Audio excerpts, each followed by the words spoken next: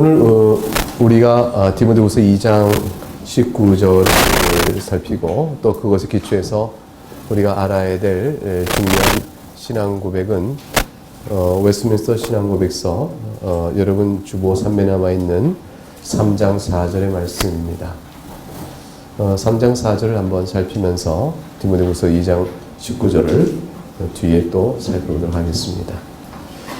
여러분 주보 3면에는 웨스트민스터 신앙 고백서 3장 4절을 같이 한번 읽어볼까요? 시작. 그렇게 예정이 되고 정하여진 이러한 천사들과 사람들은 개별적으로 그리고 변할 수 없게끔 지명되어 있다. 그리고 그들의 수요는 늘거나 줄거릴 수가 없게끔 확실하며 확정이다. 이 사항이 설명하고 있는 바가 두 가지죠. 하나는 수요가 일정한 범위로 확정되어 있다. 다른 하나는 개별적으로 정해져 있다. 그거예요. 전체 수가 확정되어 있다. 그 전체 수에 누가 들어갈지가 개별적으로 확정되어 있다. 이 두 가지를 같이 얘기하시는 겁니다. 그러니까 누구 선택되어졌고 그 수 전체는 또한 변함없이 확정되어 있다. 그 얘기를 말씀합니다. 굉장히 짧은 한 절의 고백이지만 이것은 개별적으로 변할 수 없게 확정 지명되어 있고, 지명이죠. 이름불로 누구라고 구체적으로 딱 지명하셨고, 그 지명된 수는 변하지 않기 때문에 전체의 수요도 똑같이 정해져 있다. 하나님께서 예컨대 10,000명, 그러면 10,000명인 것이죠. 15,000명 또는 5,000명 이렇게 늘거나 줄어거나 그러지 않는다라는 것입니다. 이것은 소위 이제 개혁파 신앙과 입장이 다른 학론파, 되게 알미니안 가르침을 따른 알미니안주의자이라고 말하는 분들의 생각과 좀 다릅니다. 그분들 생각에는 이제 사람이 어떻게 신앙에 반응을 하냐에 따라서 그 참여자의 수가 늘기도 하고 줄기도 하고 그렇게 되죠. 개인도 내가 구원의 은혜 길에 서 있느냐 아니면 떨어져 나가느냐를 사람의 하는 바에 따라서 결정되어지니까 따라서 전체 수요도 개별적인 구성원의 형편과 반응에 따라서 전체 수요도 변할 수밖에 없습니다. 그러나 이제 우리가 믿고 있는 성경적 가르침에 따른 개혁신학의 이정론은 누가 선택받을 것인지를 그 받는 사람의 믿음이나 행동을 보시기 이전에 이미 그 사람을 지명하여 정하셨고 그들의 수요도 전체 수요도 불변하게 정하여 놨다고 확실하게 말함으로 뚜렷한 대조를 보이고 있습니다. 그럼 이제 왜 우리는 개혁파 사람들은 왜 선택받은 사람의 천사들이나 또 사람들의 수가 이렇게 일정한 범위로 한정되어 있다고 말할까? 그래서 하나님의 작정이 불변성 때문에 그렇습니다. 하나님께서 작정하실 때 이렇게 신축적 변화적으로 하신 것이 아니고 또 사람을 따라서 하나님께서 사람에 의하여 조건화되도록 하나님 결정하신 게 아니라 사람에 따라 결정되어지도록 하나님 그렇게 정하신 것이 아닌 거죠. 하나님께서는 자신의 뜻이 서고 하나님 기뻐하신 모든 것을 이루시고자 작정을 하셨어요. 이것은 하나님의 전체 권능이에요. 이것을 잘 나타내준 것이 지난번에 살핀 것처럼 로마서 9장 11절에 있는데 야곱과 에서를 보게 되면 이들이 태어나서 뭔가 하기도 전에 이미 야곱을 하나님 선택하시고 에서를 버리십니다. 이런 일들은 하나님께서 작정하신 뜻이 있어서 그걸 그대로 이루신다는 아주 분명한 사실을 단적으로 보여주는 것이죠. 그러니까 누가 선택받을지를 하나님은 분명히 미리 정해놓으셨습니다. 그 다음 또 하나는 뭐냐면 하나님께서 내가 너를 지명하여 불렀다라는 이 말씀을 주셨다고 쳐보면 하나님께 그렇게 말씀하신 다음에 나중에는 그런데 내가 마음이 바뀌었다. 너는 아니다. 이렇게 취소하실 수 있는 분이 아닌 거죠. 하나님 자신이 거짓말을 결코 할 수 없는 분이에요. 하나님께서는 히브리서 6장 17절 18절의 말씀에 근거해서 하나님 하신 약속과 맹세는 결코 취소할 수 있는 것이 아니다. 거짓말할 수 없는 그의 성품에 따라서 말씀하셨으면 그대로 이루어집니다. 그러니까 구원과 예정에 관한 일이 하나님의 작정이니까 다른 일반의 작정이 그러하듯이 이것도 마찬가지로 변하지 않는 것입니다. 예수님께서 그런데 종말의 환란에 대해서 이렇게 말씀하신 적이 있죠. 마태복음 24장 24절 한번 볼까요? 마태복음 24장 24절 한번 열어보시기 바랍니다.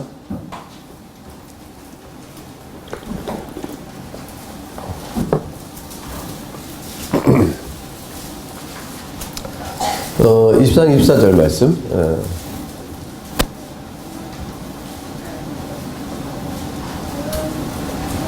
그러면 같이 읽어보죠. 시작. 거짓 그리스도들과 거짓 선지자들이 일어나 큰 표적과 기사를 보여 활성화했으면 택한 자들도 미혹하리라. 이런 말씀을 보면, 그런데 하나님께서 만일 개별적으로 지명하셨고 그게 확실한 불변의 성품에 따라 반드시 이루어지는 것이요, 그럼 예수님께서 큰 표적과 기사를 거짓 그리스도와 거짓 선지자들이 일어나서 보여서 할 수만 있다면 뭐라고 되어 있죠? 택한 신자들도 미혹하리라, 이렇게 말씀하셨어요. 그러니까 이제 택함을 받은 자들도 구원받지 못한 일이 있을 수 있다는 말씀을 주신 것이 아닌가. 만약 그렇게 본다면 이제 택함 받은 자의 수가 하나님의 작정에 따라 불변하며 또 그 사람은 끝까지 구원을 받는다라고 말씀하는 그런 불변성, 수요의 범위의 확정성은 이제 깨지게 되어집니다. 유지가 안 되죠. 따라서 이제 예수님의 말씀을 어떻게 이해해야 되는 것인가. 그 말씀의 원래 뜻이 무엇인가를 아는 것이 중요합니다. 주님께서 이제 할 수만 있다면 이란 말을 붙였다는 말에 주목해야 됩니다. 할 수만 있다면 택하시나도 미혹하리라. 이 말은 실제로 뭐가 되죠? 택함 받은 자들이 미혹을 받아 실제로 구원받지 못하게 되는 일이 실제로 일어날 수 있다고 말씀한 것이 아니고, 그런 일은 안 되는데 만일 가정하여 있다고 쳐보자. 그렇다면 이렇게 될 것이다. 라는 식의 이야기를 전제하시고, 다만 한 가지 강조하고 싶으신 거예요.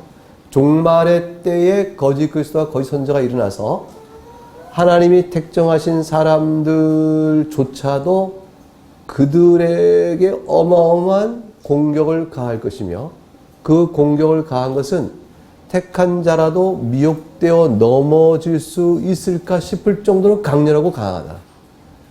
그러니 종말의 때의 경건과 진리의 토대를 견고히 하고 절대 위축되지 않고 조심해야 하고 경계심을 높여야 한다. 이런 말씀을 하고 싶으신 거죠.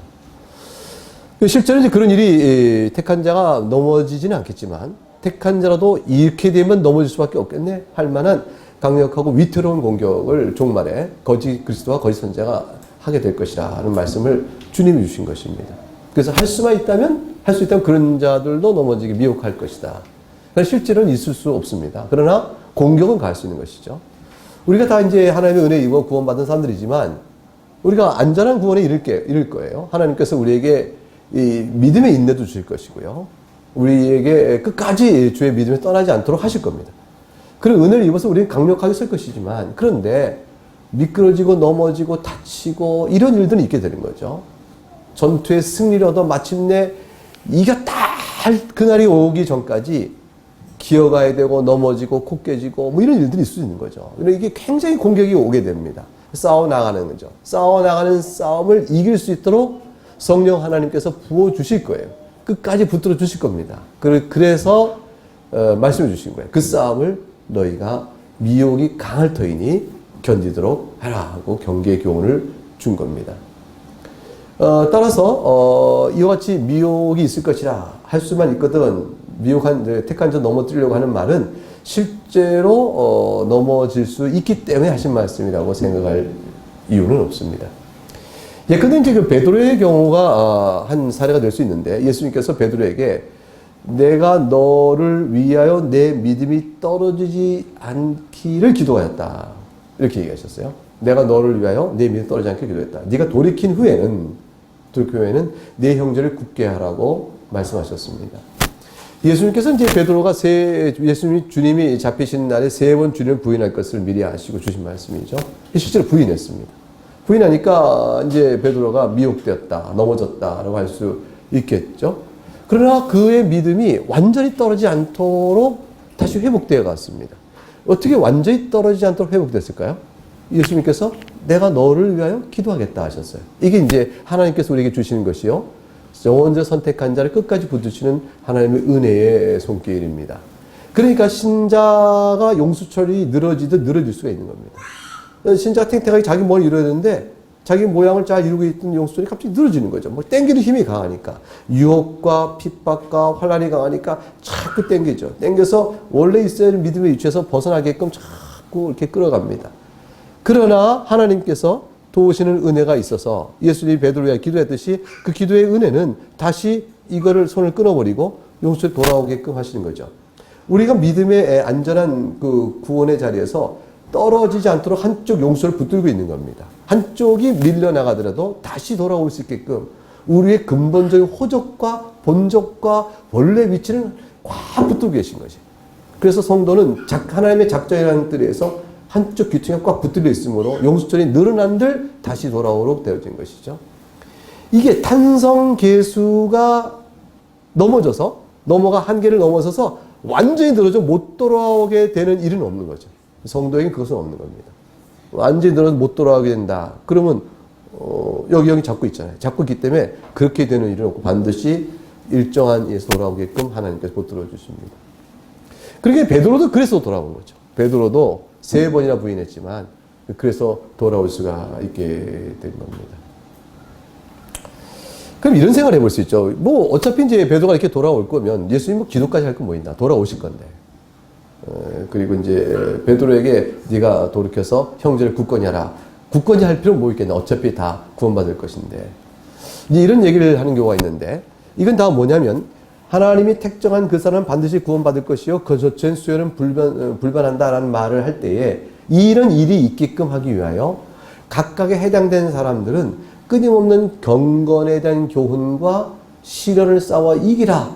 그리고 너의 의를 이루라. 너의 구원을 이루라는 식의 교훈을 통해서 그것을 이루어 가십니다. 그러니까 하나님께서 우리를 향한 근본적인 목표와 목적은 확고 불변한데 이 과정에 가는 동안에 우리가 받은 신앙의 의무와 책임과 과제는 해나가면서 흘러가게 되어 있다는 것입니다. 그렇기 때문에 그 싸움을 주님이 도와주시는 것이죠. 영생의 구원을 확신하고 하늘의 축복을 충만히 누리는 성도라 할지라도 그 기쁨을 가지고 자신의 구원을 통해 베푸시는 은혜를 충만히 누릴 수 있도록 애쓰는 경건의 노력을 중단하지 않아야 하는 것입니다. 그래서 이제 성경은 뭐냐면 거룩함을 좇아라, 죄의 길을 따르지 마라 하고 계속해서 강조해주고 있는 것이죠. 그러니까 요한일서 3장 3절에 그 유명한 말씀이 나오면 찾아보시죠. 요한일서 3장 3절.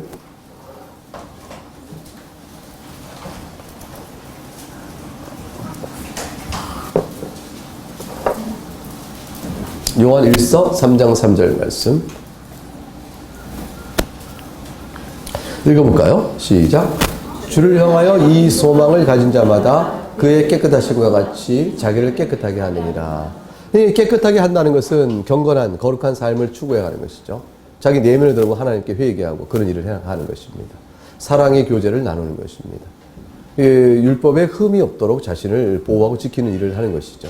근데 이런 일을 누가 하느냐? 이 소망을 가진 자마다 예수 그리스도 안에서 구원받아 주님 다시 배울 날을 소망 중에 바라는 사람이에요.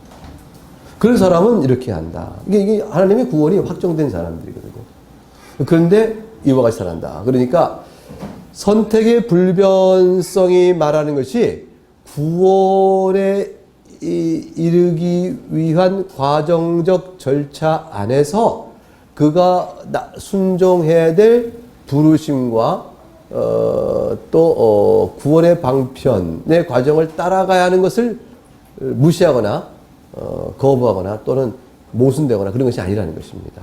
그러니까 하나님의 선택된 자를 하나님께서 불러내시어 믿음 안에 거하게 하는 동안에는 죄를 계속해서 깨우치고 돌이키게 하시고 말씀에 순종하는 자의 행복과 기쁨을 맛보게 하시고 그로 인해서 하나님이 칭찬하시는 것을 나타내 보이시고 그걸 하나님이 얼마나 기뻐하시는가 깨우치시며 계속 그런 과정을 통해서 우리를 다스려 목적한 바를 이루어갑니다. 자, 그러면 디모데후서 2장 19절 오늘 읽었던 본문을 보면 여기는 이제 두 가지 내용이 아주 잘 나타나 있죠. 그러나 하나님의 견고한 터는 섰으니 인침이 있어 하나님께서 도장을 딱 찍은 겁니다. 그러니까 이건 확실한 거죠.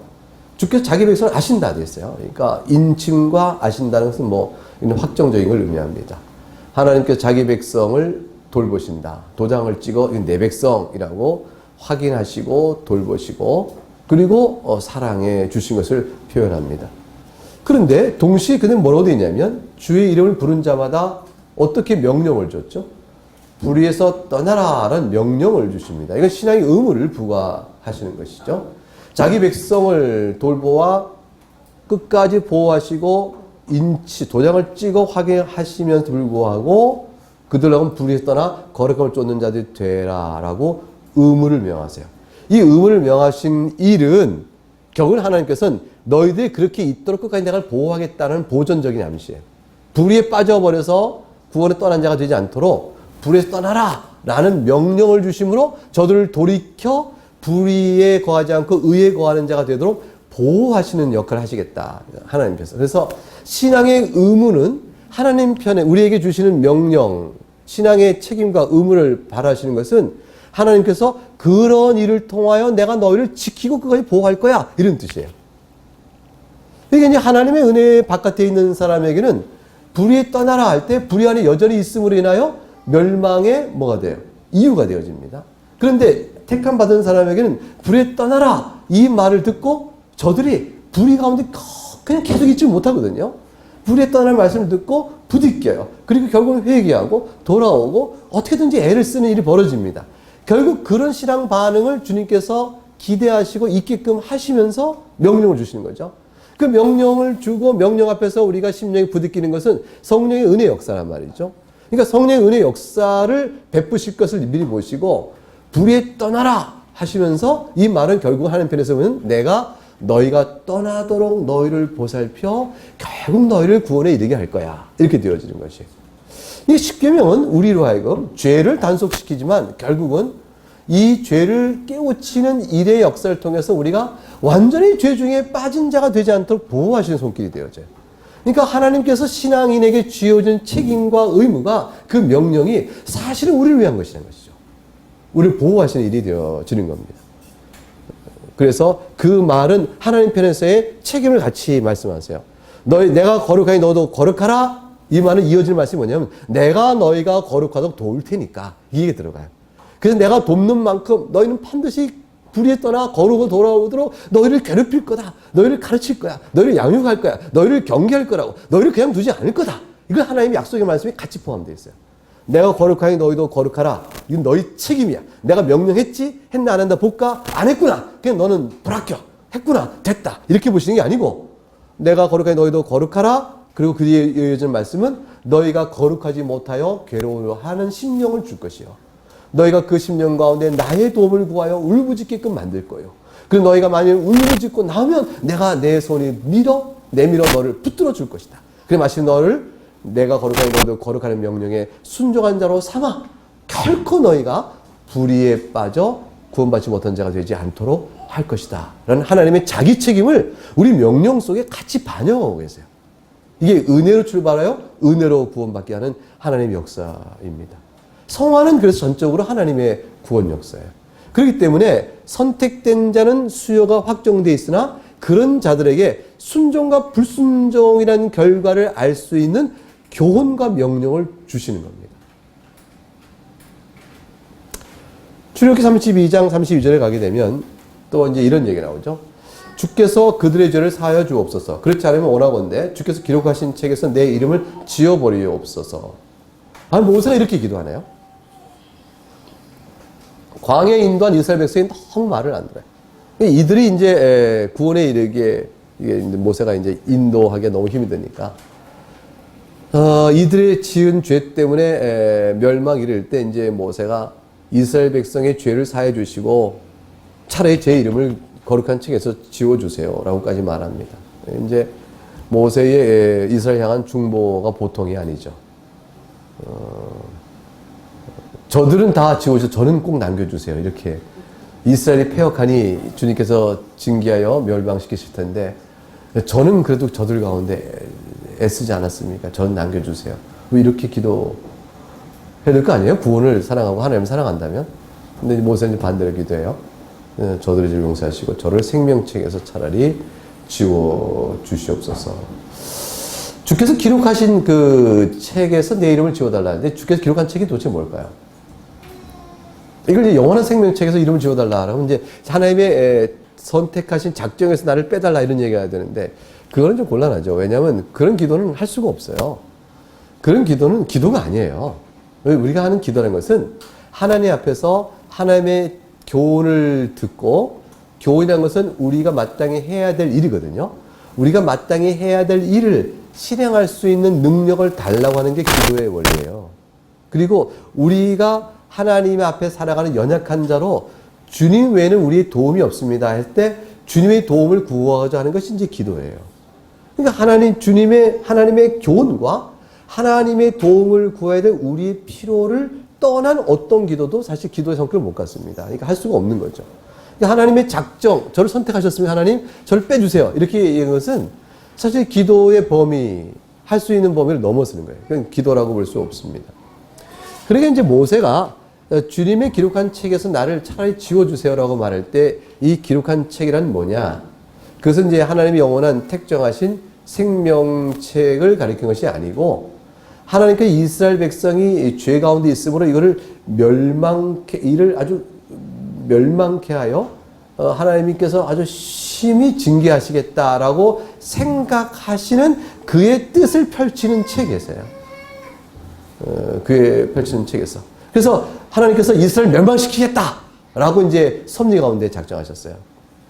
개 중에 이제 선택받은 자는 구원받을 거고, 그렇지 못한 자는 멸망하겠죠. 근데 이스라엘은 전체 집단을 향한 하나님께서 심히 노하시는 징계 안에서 멸망시킬 뜻이 있다면 그것이 하나님의 뜻이죠. 그 기록한 책이죠. 그러니까 기록한 책이라는 말의 의미는 이스라엘을 광야 길로 인도하시는 하나님의 거룩하신 섭리, 그 섭리 가운데서 그 섭리예요. 그래서 이스라엘 백성들을 향하여 주께서 광야에서 죽도록 불순종을 책망하시겠다는 섭리를 지워주시옵소서라는 것이죠. 그 섭리를 지워주시고, 그리고 이제 자기 백성의 죄악을 심판하신 하나님의 손길을 좀 보지 않게 해주옵소서. 이게 모세는 뭐냐면 이스라엘 백성의 용서와 차라리 이스라엘 백성이 죽는 것을 보고자 한다면 저는 안 보겠습니다. 이런 거예요. 그러니까 하나님 첫째 기도는 하나님 이스라엘 백성을 죄악을 심판하시는 그의 멸망길에 가게 하는 섭리의 손길을 거둬주시고 그것을 이루실 찐데 차라리 저를 그걸 보지 않게 해주세요. 이렇게 얘기하는 겁니다. 로마서 9장에 나와 있는 바울의 말도 마찬가지입니다. 나의 형제 곧 골육의 친척을 위해서 내 자신이 저주를 받아 그리스도에게서 끊어질지라도 원하는 바라 이렇게 말합니다. 바울 사도가 하나님 그리스도의 은혜와 생명에서 끊어져 완전히 멸망자 지옥 가길 원한다 이렇게 볼 수는 없는 거죠. 어떻게 그럴 수 있겠어요? 자신의 소망은 이스라엘 걸 다 뭐로 취급했어요? 쓰레기 배설물 치고 그리스도만을 자랑하는 사람인데 어떻게 자기가 지옥을 가겠다 이런 뜻을 하겠습니까? 이것은 이제 이스라엘 자기 골육 친척의 죄악에 대한 깊은 탄식, 그들이 하나님의 언약 아래서 떨어져 나갈 만큼 그렇게 되어지는 일에 대한 깊은 영적인 고통, 이스라엘 백성이 구원받길 원한 자신의 열망, 이런 것들을 표현하고 있는 말이죠. 예수님께서 아버지 뜻이거든 이 잔을 내게서 거두어 주옵소서 이렇게 말할 때 옮기시옵소서 할 때 실제 옮겨지는 일이 있는 건 아니거든요. 그 말은 이 잔이 그렇게도 고통스러운 것이고 진노가 그렇게 크다는 사실을 표현하고 있는 겁니다. 그게 이제 골육 지친 내 골육의 친척을 위하여 내가 저주를 받아 그리스도에 끊어지길 바랍니다. 라는 것은 실제 끊어지기는 일이 있기 때문에 그런 것이 아니고 그렇게 될 만큼의 빗대어 동족에 대한 구원의 열망을 간절히 바라는 것이죠. 모세가 하나님의 기록된 책에서 내 이름을 지워주소서라고 할 때 실제 영원한 생명책이라면 지워줄 수가 없어요. 그러니까 그거에 빗대어 저들의 죄악을 돌이켜주기를 바라는 것이고 또 만일 영원한 생명책이 아니라 기록된 책이 섭리의 역사의 작정이라면 멸망에 처하는 이스라엘의 죄악을 돌이켜주시고 죄악도 심판받을 일이 있다면 차라리 제 이름을 제하서 저는 그것을 보지 않게 해주세요. 이 얘기예요. 그래서 내가 이스라엘 동족의 죄악을 더 이상 못 보겠습니다. 하나님 저들을 돌이켜 주옵소서. 바울 똑같은 거죠. 이 유대 백성들이 언약이 끊어지는 죄악 가운데 걸 내가 더 이상 못 보겠습니다. 그러니 저들을 돌이켜 주시옵소서라는 갈망을 표현한 겁니다. 그러니까 이런 기도는 선택되었으나 멸망의 가능성이 있거나 멸망자인데 돌이켜 구원이 되어지거나 하는 일과 관련하여 하나님 작정의 변화를 말하는 것이 아닙니다. 하나님의 작정 그 자체는 영원하고 그 작정에 속한 사람일지라도 하나님 말씀 앞에 어떻게 살아가느냐, 이때에 하나님께서 이들을 다스려가고 경고하고 경계하는 이런 이치에 따라 나타나는 말이에요. 하나님의 생명책에 이름이 기록된 자는 결코 구원에 떨어질 일이 없습니다. 계시록 13장 8절 보겠습니다. 계시록 13장 8절.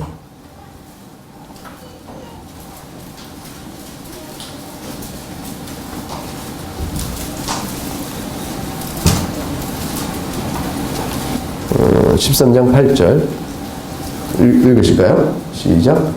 죽임을 당한 어린 양의 생명책에 창세 이후로 이름이 기록되지 못하고 이 땅에 사는 자들은 다 짐승에게 경배하리라 그랬습니다. 그러니까 이제 생명책에 기록된 자들만이 끝까지 마지막 종말에까지 남는 자들이 됩니다. 계시록 3장 5절을 볼까요? 3장 5절.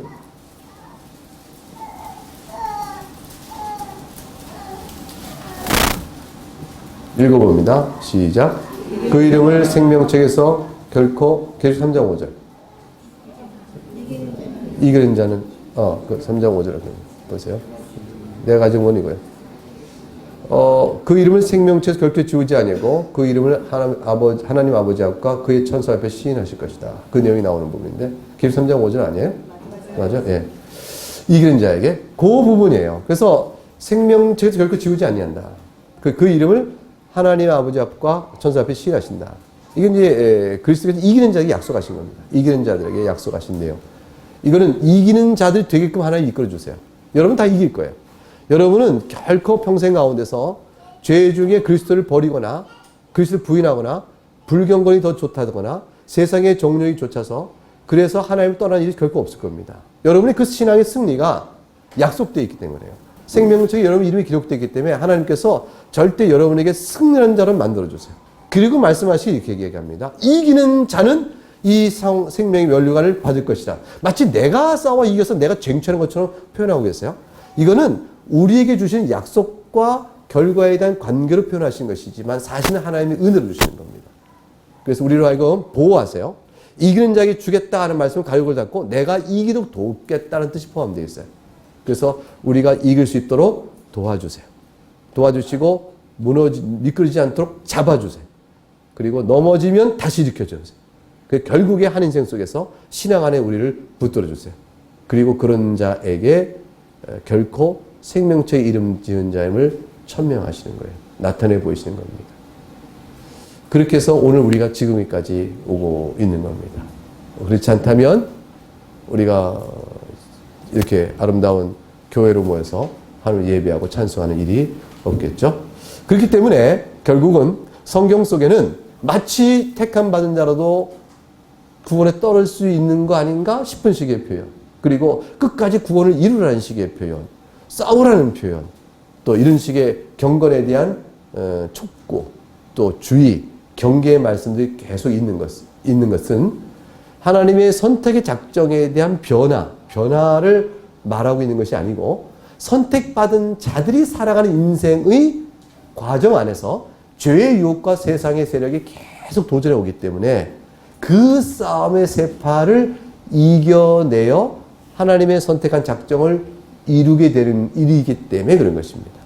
그래서 하나님의 선택된 자들은 아주 순탄하게 돌 하나 없는 매끄러운 길을 쭉 가는 인생을 사는 것이라 그런 것이 아닌 거죠. 선택받은 사람은 어떤 사람은 환난 가운데, 어떤 사람은 죄의 유혹 가운데, 어떤 사람은 경건의 힘을 다하여 이렇게 살아가는 다양한 있지만 다 하나님께 모으시는 겁니다. 그래서 우리 형편과 처지를 아시는 주께서 이런 명령으로 우리를 돌봐 주시는 거예요. 그리고 그럴 때마다 기도하라 그렇게 얘기하시는 겁니다. 그러므로 오늘 디모데후서 2장 19절의 말씀, 하나님 인치시고 자기 백성을 보호하시되 너희는 불에서 떠나라, 불에서 떠나는 명령을 같이 받고 있는 겁니다. 하나님의 작정의 선택을 확증받고 있으면서 실제 살아가는 인생 속에서는 불에서 떠나라는 교훈을 같이 듣고 있는 이 이치를 이해할 수가 있게 되어집니다. 이런 것에 따라서 웨스민스터 신앙고백서는 3장 4절에 예정되고 정해진 천세의 사람들은 개별적으로 그리고 변할 수 있게끔 지명되어 있는 것이다. 수요는 늘거나 줄지 않고 확실하며 확정적이다라고 말씀에 가르치고 있습니다. 네, 그러면 이제 이 시간에 우리 같이 찬송하겠습니다.